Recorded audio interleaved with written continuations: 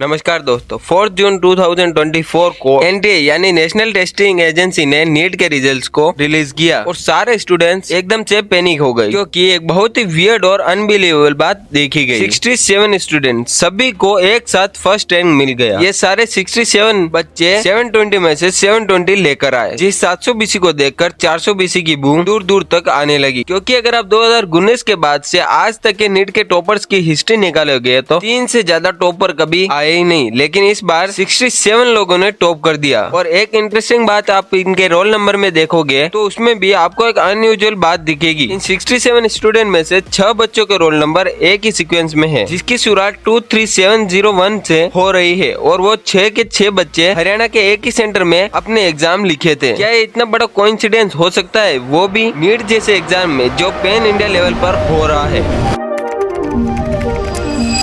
NEET एक national level का entrance exam है जिसको पास करके देश के चुनिंदा टॉप मेडिकल कॉलेजेस के अलग अलग मेडिकल प्रोग्राम जैसे एमबी, आयुर्वेद, होम्योपैथी और नर्सिंग कोर्सेज में एडमिशन लिया जाता है। बेसिकली ये एग्जाम मेडिकल की पढ़ाई करने वाले स्टूडेंट के लिए एक बहुत बड़ा माइलस्टोन है। अब इतना बड़ा एग्जाम है यानी कि देश के इंस्पायरिंग डॉक्टर्स जिस एग्जाम को दे रहे हैं, तो एग्जाम कंडक्ट कराने वाली एजेंसी भी बड़ी होनी चाहिए, क्योंकि हमारे देश में लगभग हर एग्जाम में धांधली होती रहती है। इसीलिए 2017 में सेंट्रल गवर्नमेंट ने एनटीए टेस्टिंग एजेंसी को क्रिएट किया था। इस एनटीए का काम है एफिशिएंट और ट्रांसपेरेंट तरीके से पूरे देश में एग्जाम को कंडक्ट करवाना। वैसे तो एनटीए करीब 17 एग्जाम कंडक्ट करवाती है, लेकिन इन्हीं में से आईआईटी, जेईई और नीट एंट्रेंस एग्जाम काफी फेमस है। इन शॉर्ट आप इसको ऐसे समझो कि अगर आपको इंडिया में एक बढ़िया डॉक्टर बनना है तो आपको बढ़िया मेडिकल कॉलेज में एडमिशन लेना पड़ेगा, और अगर बढ़िया मेडिकल कॉलेज में एडमिशन लेना है तो नीट में बढ़िया रैंक लानी पड़ेगी। इस मुद्दे को अच्छे से समझने के लिए सबसे पहले आपको एक बेसिक चीज को जो पता होनी चाहिए वो है इस नीट के पेपर की मार्किंग स्कीम।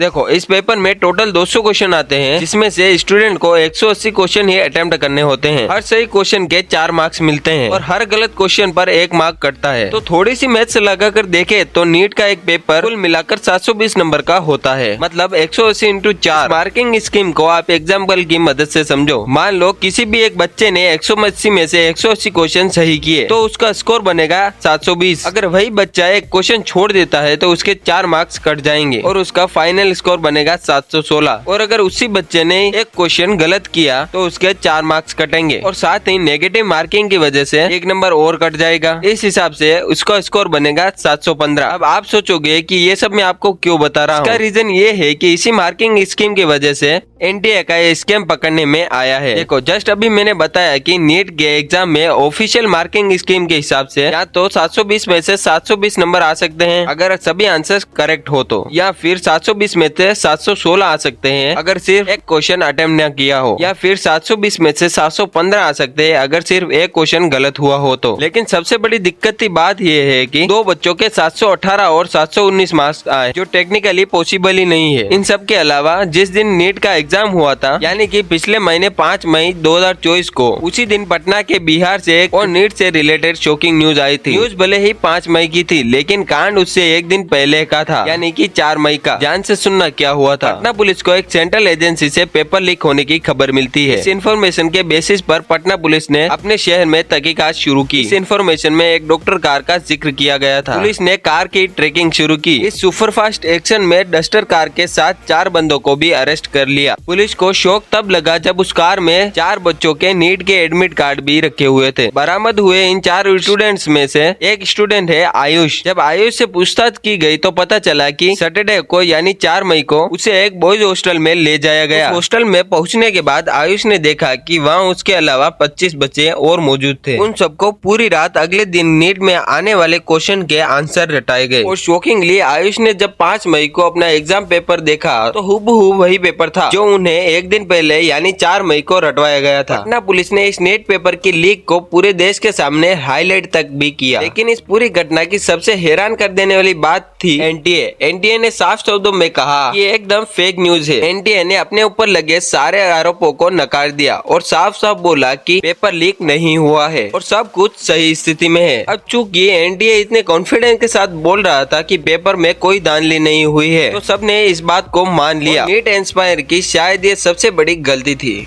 एनटीए ने अपनी ऑफिशियल वेबसाइट पर यह नोटिस जारी किया था कि रिजल्ट 14 जून को एक्सपेक्टेड है, यानी कि इस डेट के आसपास डिक्लेयर हो सकता है। तभी अचानक इलेक्शन के रिजल्ट के शोर के बीच एनटीए नीट का रिजल्ट डिक्लेयर कर देती है। अब आप बोलोगे कि जल्दी रिजल्ट डिक्लेयर कर दिया, इसमें क्या प्रॉब्लम है? प्रॉब्लम जल्दी की नहीं बल्कि पूरे के पूरे रिजल्ट की है। रिजल्ट को देखते ही हर एक कैंडिडेट के माँ बाप यहाँ तक कि कोचिंग वालों के भी होश उड़ गए। सबसे पहले तो आपको भी पता है कि इस तरह के कॉम्पिटिटिव एग्जाम में पेपर का लेवल काफी हार्ड आता है, यानी कि किसी बच्चे के पूरे में से पूरे नंबर आना थोड़ा मुश्किल होता है। इनफैक्ट आज तक के रिजल्ट में एक साथ मैक्सिमम 3 बच्चे ही फर्स्ट रैंक ला पाए हैं, यानी कि एक साथ 3 बच्चे ही एयर 1 ला पाए हैं। लेकिन गेस करो इस बार कितने बच्चे की एयर 1 आई है? टोटल 67 बच्चे। अब सवाल ये है कि क्या अचानक से सब लोग इतने ज्यादा इंटेलिजेंट हो गए या फिर पेपर इतना ज्यादा आसान आ गया? लेकिन कोचिंग इंस्टीट्यूट वाले तो ऐसा नहीं मानते। सभी कोचिंग के टीचर्स भी ये क्लेम कर रहे हैं कि इस बार का नीट का पेपर काफी हार्ड आया था और ऐसे हवा में 67 बच्चों की एयर 1 आ पाना पॉसिबल नहीं है। इस रिजल्ट की दूसरी प्रॉब्लम को समझो। ये उन टॉपर्स की लिस्ट है जो एनटीए ने खुद जारी की है। ऊपर से देखने पर तो ये कुछ पता नहीं चलता। अब जरा 62 नंबर से लेकर 69 तक के इन रोल नंबर्स को देखो, कुछ समझे। अगर थोड़ा सा हाईलाइट करके दिखाऊं तो इन सभी बच्चों के रोल नंबर्स के स्टार्टिंग 7 डिजिट सेम है। इसका मतलब समझ रहे हो, या तो ये सारे बच्चे